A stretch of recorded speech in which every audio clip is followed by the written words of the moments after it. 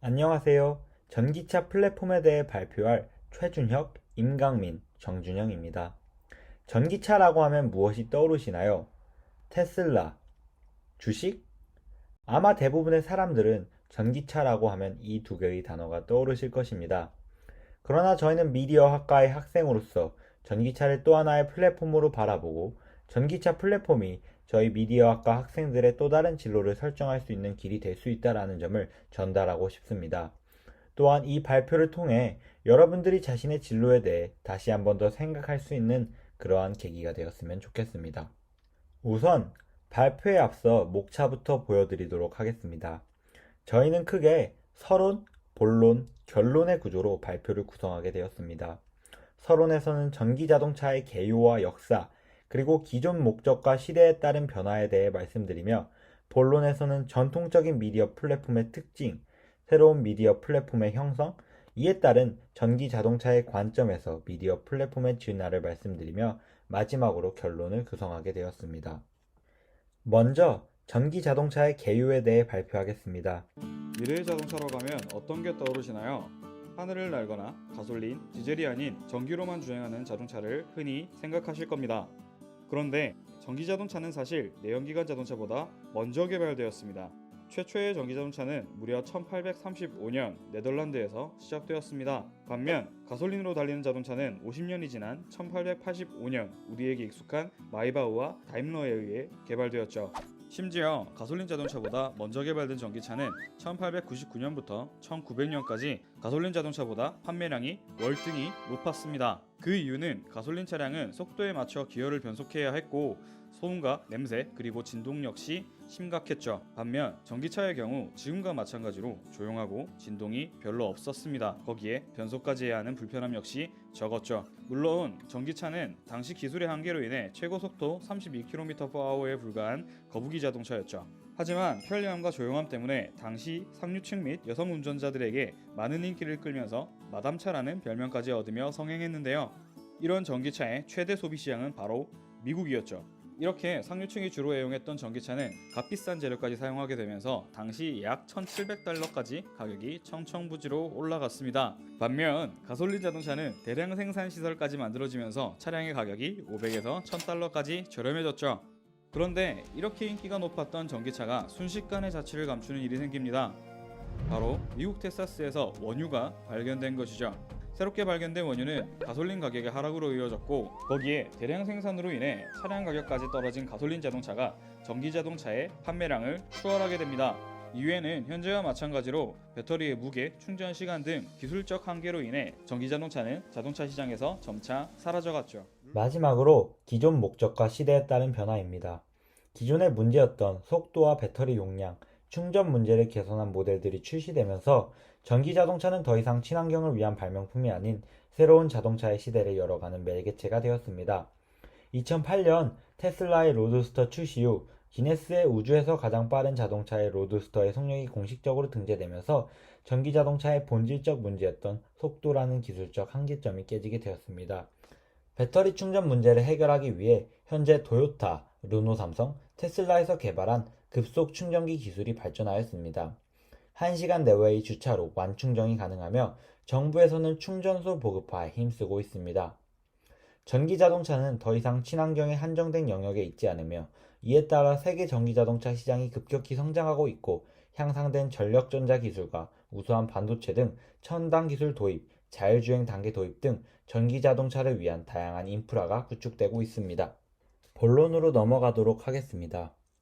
전통적인 미디어 플랫폼의 특징으로는 TV와 라디오, 신문 잡지와 같은 단방향성 정보 전달의 역할과 불특정 다수에게 정보를 배포하고 광고 및 홍보 정보의 전달에 용이하다는 특징이 있습니다. 다음은 새로운 미디어 플랫폼의 특징입니다. 기존의 휴대폰이 단순한 음성통화의 기능으로 전화기를 대체하던 초기 시장의 요구를 충족하게 되었고 이후 기술이 발전함에 따라 카메라, mp3, 게임기의 역할까지 대체하게 되면서 현재 인터넷, SNS 이용이 활발함에 따라 새로운 미디어 플랫폼의 생태계를 구성하고 있습니다. 그렇다면 이러한 미디어 플랫폼의 변화가 전기자동차와 무슨 연관이 있을까요? 저희는 미디어 플랫폼과 전기자동차의 발전이 가지는 상호적인 부분에 대해 찾아보게 되었습니다. 기존의 전기자동차는 단순 이동수단의 역할을 목적으로 발명되었고, 이후 내연기관 자동차가 개발되고 전기자동차의 단점들이 부각되며 내연기관 자동차의 수요가 집중되었습니다. 그 이후 내연기관 자동차의 환경 문제가 주목받으면서 단순 친환경에 벗어나 기존의 단점이었던 속력, 배터리 효율, 충전 기능을 극복하도록 전기자동차가 플랫폼으로서의 가치를 형성하였습니다. 그리고 전기자동차의 플랫폼의 범주는 단순히 친환경이 아니고 점점 확장하고 있으며, 이는 단순 이동수단이 아닌 새로운 미디어 플랫폼으로서의 가치가 중요해지고 있습니다. 그래서 저희는 전기자동차 플랫폼이 이후 미디어 분야의 진화에 따라 변화하게 될 기술의 진화에 대해 예상하게 되었습니다. 첫 번째로는 개인 공간으로서의 발전입니다. 지금 나오는 영상은 영화 모놀리스 속 최첨단 AI가 탑재된 자동차입니다.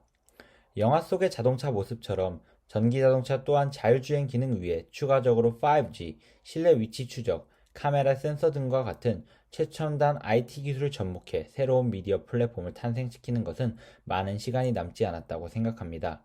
앞으로 전기자동차는 탑승자의 성향에 따른 음악 감상, 주식 정보, 일기예보, 드라마 시청 등 대형 개인 공간으로 발전하고, 이에 따라 사용자의 취향을 분석해 적절한 홍보 영상을 보여주는 전략을 구축해 진화해 나갈 것입니다.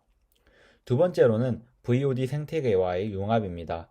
발표를 시청하는 청자분들은 다들 자동차를 타면서 넷플릭스와 왓챠를 보는 상상을 해보신 적이 있나요?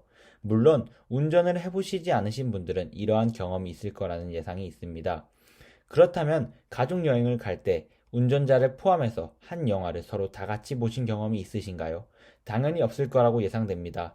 그러나 전기자동차와 동시에 자율주행이 발전한다면 이러한 경험은 저희 주위에 당연한 사실로 접근할 거라 생각합니다. 앞으로 전기자동차 내에서는 장거리 이동 시 영화 상영과 같은 문화체험, 넷플릭스와 같은 OTT 서비스가 발달함에 따라 OTT 서비스가 자율주행 차량으로 이동해 차량 내에서도 서비스를 이용할 수 있도록 바뀌게 될 것입니다. 다양한 OTT 서비스와 TV와 모바일 기기를 비롯해 일상화되고 있으며, 실제로 롤스로이스와 기아에서는 이러한 서비스를 간접적으로 보급화하고 있습니다. 단순 이동 공간으로만 알려진 자동차 내에서도 보편화되기까지 기간이 얼마 남지 않았다고 생각합니다. 세 번째로는 우버와 같은 공유 회사의 등장입니다. 이는 새로운 공유 플랫폼의 등장으로써 주차 문제를 해결하고 자율주행이 확실해진다면 자동차 면허가 별도로 필요하지 않을 것입니다. 또한 지능형 교통망과 접속하여 트래픽에 대한 최적화된 설계가 가능할 것입니다. 그리고 자동차를 소유하지 않음으로써 유지 및 관리 비용의 축소가 될 것입니다. 마지막으로는 미디어 간 네트워크 연결입니다. 교통수단이 발달함에 따라 교통수단은 또 하나의 플랫폼이 되었습니다. 단지 이동수단에 불과하던 교통수단이 패키지 여행 등 여러 서비스와 결합하는 하나의 플랫폼으로 탄생하였습니다. 이후 출시되는 전기자동차 플랫폼에서는 5G, 위성, 실내 위치 추적, 카메라 센서 등과 같은 IT 기술을 접목시켜 미디어 간의 네트워크를 연결할 수 있습니다. 이를 통해 목적지별 여행지 소개, 추천 먹거리 맛집, 관광지 안내 등 평상시 사전에 준비, 검토해야 할 다양한 레저 정보에 대하여 이동 중에 집중적으로 소개하는 기능을 제공하여 여행에 도움을 줄 수 있으며, 앞으로의 전망이 기대되는 서비스이기도 합니다. 여러분들은 카박에 대해 아시나요? 아마 많은 분들이 아실 거라고 생각합니다. 지금 현재의 카박은 위와 같은 기술이 접해진다면 더욱더 편한 여행이 가능하고, 이를 활용해 새로운 캠핑 패키지라는 플랫폼이 탄생할 거라 생각하였습니다. 마지막으로 결론으로 넘어가도록 하겠습니다. 정보와 사회가 구현되면서 구글과 유튜브와 같은 새로운 플랫폼의 회사가 출현했듯이, 앞으로 전기자동차 플랫폼에서도 자율주행 미디어를 포함한 다양한 미디어 플랫폼과의 연계를 이루는 대형 회사가 등장할 것으로 예상됩니다. 또한 전기차를 제작하는 것에 있어 기존 자동차 관련 기업보단 5G, 네트워크 관련 기업인 애플, 삼성 등이 더욱더 발전할 수 있습니다. 어떠한 회사가 앞으로 자동차와 미디어 플랫폼에서 우위를 점할지 예상할 수 없습니다. 하지만 앞으로는 다양한 창의적 사고의 비즈니스 모델이 등장할 것으로 저희는 예측했습니다. 발표를 마치기에 앞서 여러분들에게 정답 없는 질문을 하나 드리며 토론을 열어보겠습니다. 전기 자동차가 발달함에 따라 어떤 분야의 미디어 플랫폼이 더 발전할 수 있을까요? 예를 들면 먹거리와 레저 스포츠를 대중들에게 판매하는 GPS 플랫폼? 넷플릭스와 같이 다양한 영화와 드라마 같은 컨텐츠를 제공하는 OTT 서비스 플랫폼. 정답은 없습니다. 여러분들의 의견을 통해 앞으로의 플랫폼 발전을 예상해주며 여러분 진로에 대해 다시 한 번 더 생각할 수 있는 그러한 계기가 되었으면 좋겠습니다.